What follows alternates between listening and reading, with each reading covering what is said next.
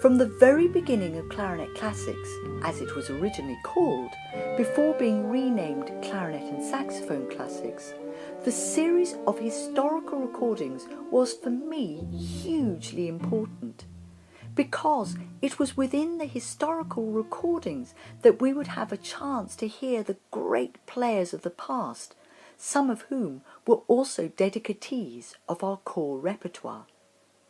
As such, they would have worked with the composer, giving them a unique insight into what the composer wanted. In launching the historical series at the beginning of the journey of my label in 1992, this was a very new area for me. While I was a collector of CDs, I had no experience of 78s.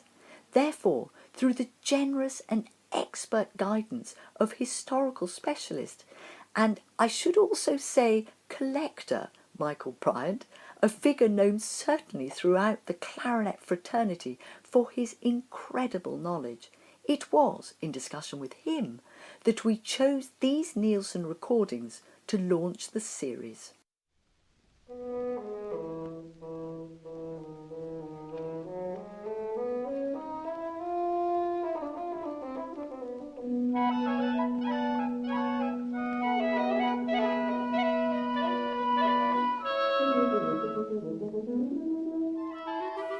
For many like me, this would be the first time to hear these great historical figures.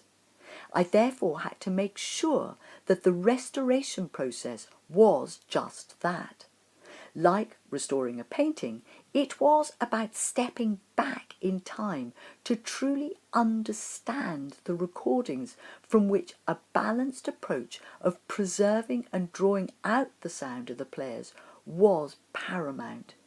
Enhancing but not letting the capabilities of modern technology make changes to the fundamental sound of the players, a fine line of judgment where enhancement turns into interference.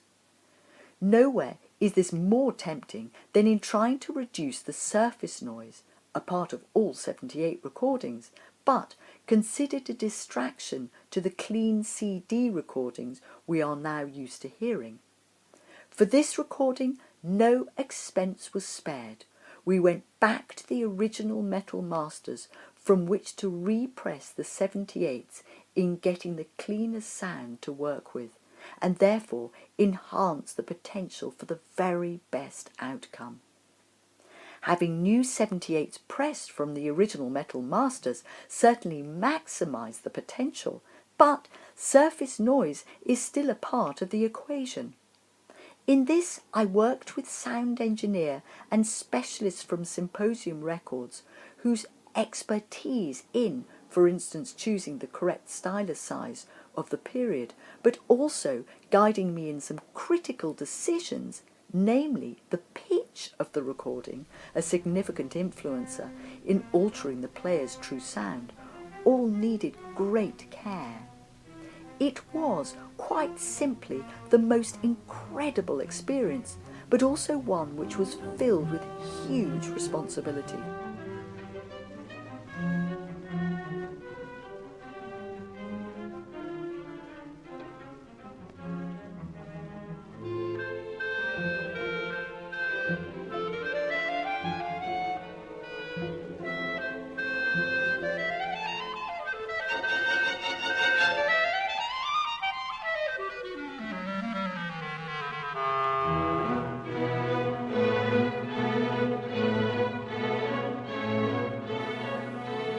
The result is this CD devoted to the first recordings of Nielsen's 3 clarinet works, his clarinet concerto, a major cornerstone of our concerto repertoire, and indeed one of the most important concertos of the 20th century, a truly great work dedicated to the French clarinet virtuosi Louis Cahusac, who gave the first recording which you hear on this CD. Alongside the clarinet concerto, you will have the opportunity to hear the clarinetist Arger Oxenvard in Serenato in Vano, in this wonderful piece that is cherished by wind players and audience alike for the music and the delightful story it depicts. Last but not least is Nielsen's Wind Quintet, in my opinion, and I suspect shared by many, one of the greatest wind quintets of the 20th century. Written purely by chance, as Nielsen overheard members of the Copenhagen Wind Quintet rehearsing during a phone conversation, his imagination was inspired. His masterwork is the result, performed on this recording once again by the original players for whom it was written.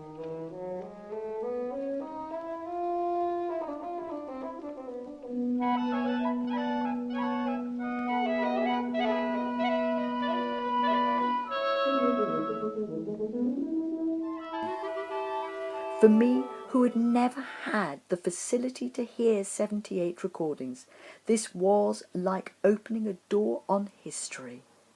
Through the restoration onto CD of these first recordings of Nielsen's great works, carefully and I would say lovingly restored by myself and Symposium specialist engineer, with extensive liner notes by Michael Bryant, these recordings are now available to be enjoyed and indeed treasured by all.